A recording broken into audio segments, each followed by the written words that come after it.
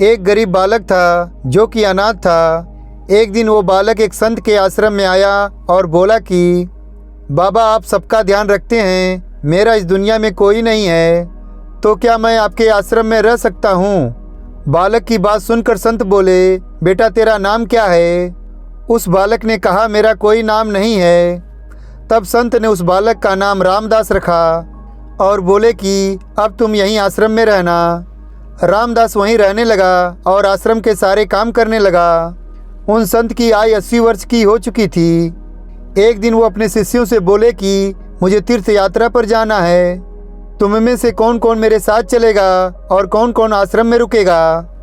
संत की बात सुनकर सारे शिष्य बोले कि हम आपके साथ चलेंगे, क्योंकि उनको पता था कि यहाँ आश्रम में रुकेंगे तो सारा काम करना पड़ेगा।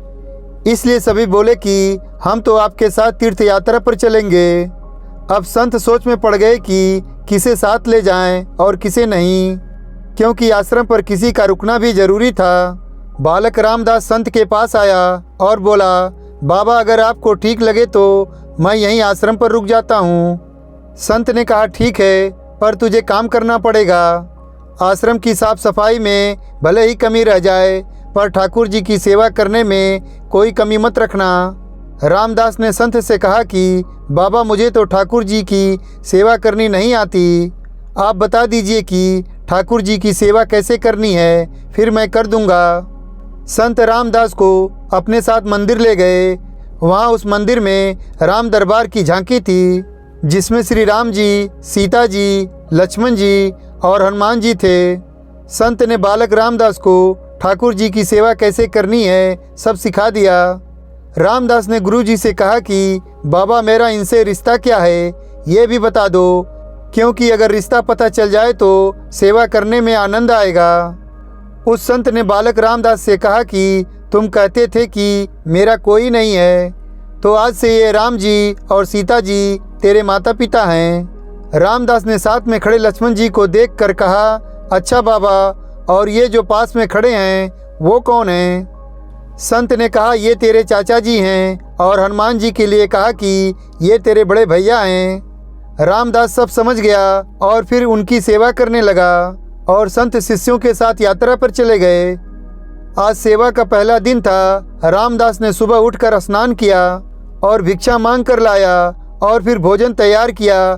फिर भगवान को भोग लगाने के लिए मंदिर आया। रामदास ने श्री राम, सीता, लक्ष्मण और हनुमान जी के आगे एक एक थाली रख दी और बोला, अब पहले आप खाओ, फिर मैं भी खाऊंगा। रामदास को लगा कि सच में भगवान बैठकर खाएंगे, पर बहुत देर हो गई, रोटी तो वैसी की वैसी ही थी। तब बालक रामदास ने सोचा, नया नया रिश्ता बना है तो शर्मा रहे होंगे। रामदास ने पर्दा लगा दिया। बाद में खोलकर देखा, तब भी खाना वैसा का वैसा ही पड़ा था।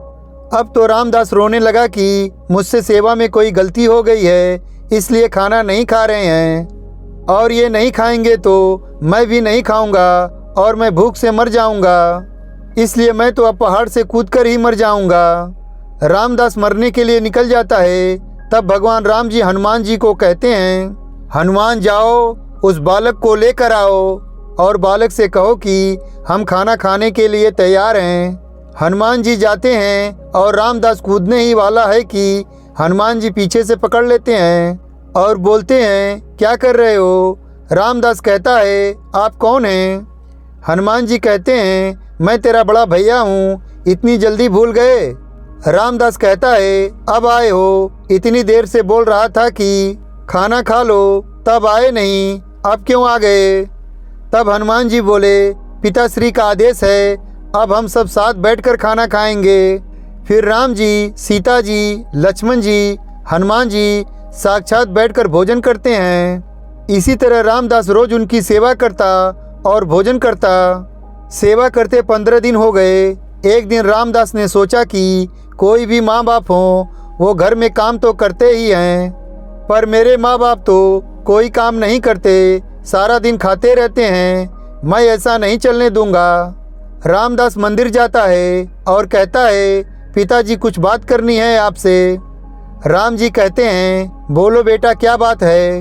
रामदास कहता है कि अब से मैं अकेले काम नहीं करूँगा, आप सबको भी काम करना पड़ेगा। आप तो बस सारा दिन खाते रहते हो और मैं काम करता रहता हूँ, अब से ऐसा नहीं होगा।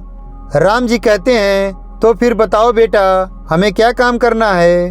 रामदास ने कहा, माता जी अब से रसोई आपके हवाले, और चाचा जी आप सब्जी तोड़ कर लाओगे, और भैया जी आप लकड़ियाँ लाएंगे, और पिताजी आप पत्तल बनाओगे। सब ने कहा ठीक है। अब सभी साथ मिलकर काम करते हुए एक परिवार की तरह सब साथ रहने लगे। एक दिन वो संत तीर्थ यात्रा से लौटे तो सीधा मंदिर में गए और उन्होंने देखा कि मंदिर से प्रतिमाएं गायब हैं। संत ने सोचा कहीं रामदास ने प्रतिमा बेच तो नहीं दी।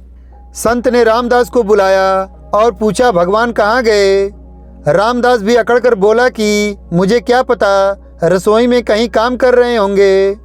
संत बोले, ये क्या बोल रहा है?